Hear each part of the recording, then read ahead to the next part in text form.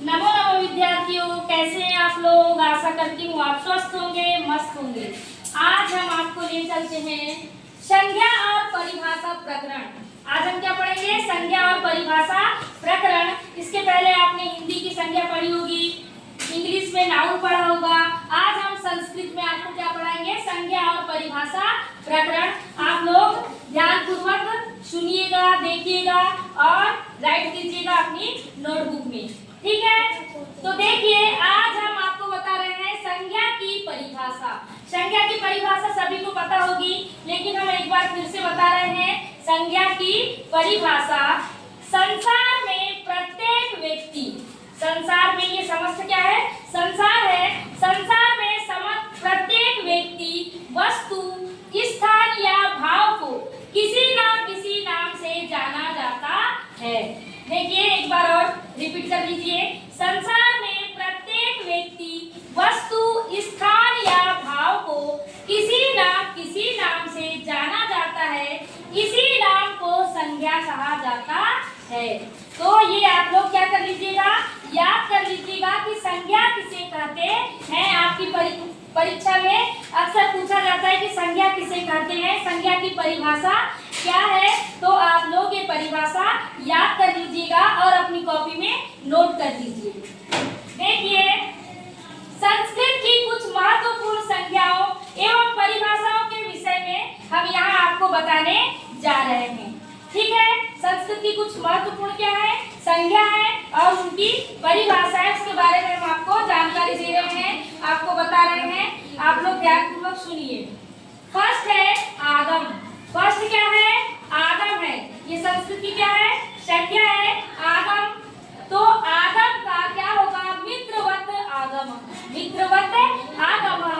आपको परीक्षा में पूछेगा आगम क्या है, आगम क्या है, तो आपको लिखना है मित्रवत। क्या है?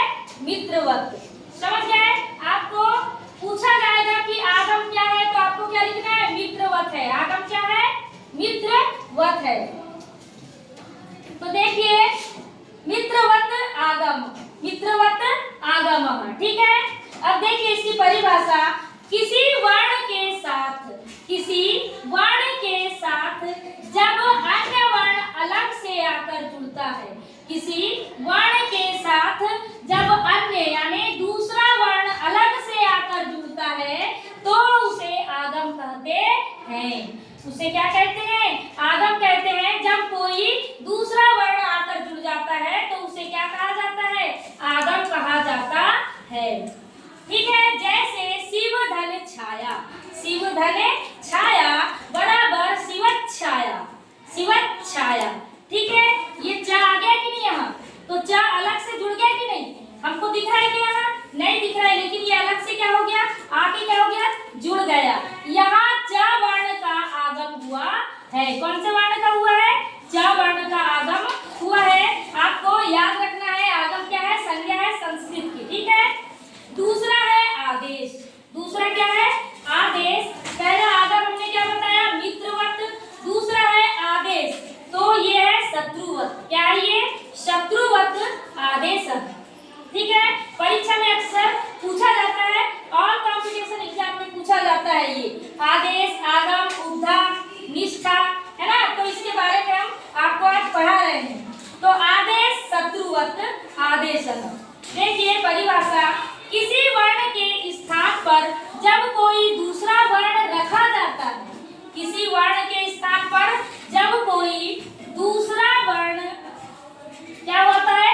रखा जाता है, तो उसे आदेश कहते हैं। इसमें हमने क्या पढ़ा? अन्य वर्ण अलग से आकर जुड़ जाता है, अन्य वर्ण अलग से आकर जुड़ जाता है, लेकिन इसमें दूसरा वर्ण रखा जाता है, तो उसे आदेश कहते हैं। जैसे अति धन आचारः, अति धन आचारः बराबर क्या हो गया? अत्याचारः हो गया, अत्याचारः। यहाँ ई के स्थान पर यह आदेश हुआ है। देखिए, ई के स्थान पे क्या हो गया? यह हो गया। हो गया कि नहीं? अति क्या है ये? अति, ई की मात्रा लगी है, तो इसके स्थान पे क्या हो गया?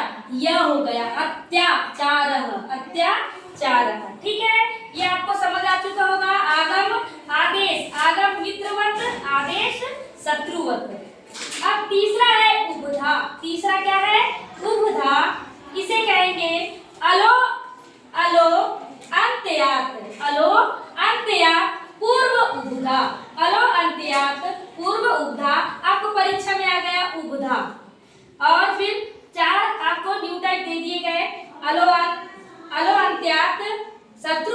मित्रवत, इनमें से क्या है?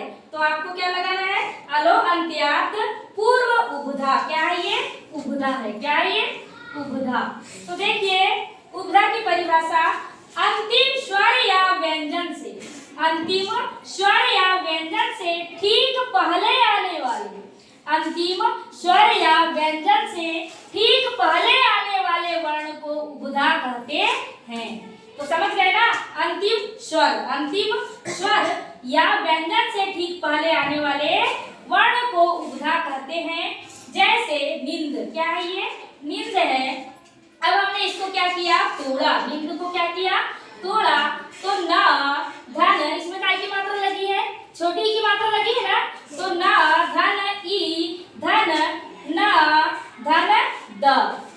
इसमें देखिए द अंतिम वर्ण है। द अंतिम वर्ण है कि नहीं? ये अंतिम वर्ण है द।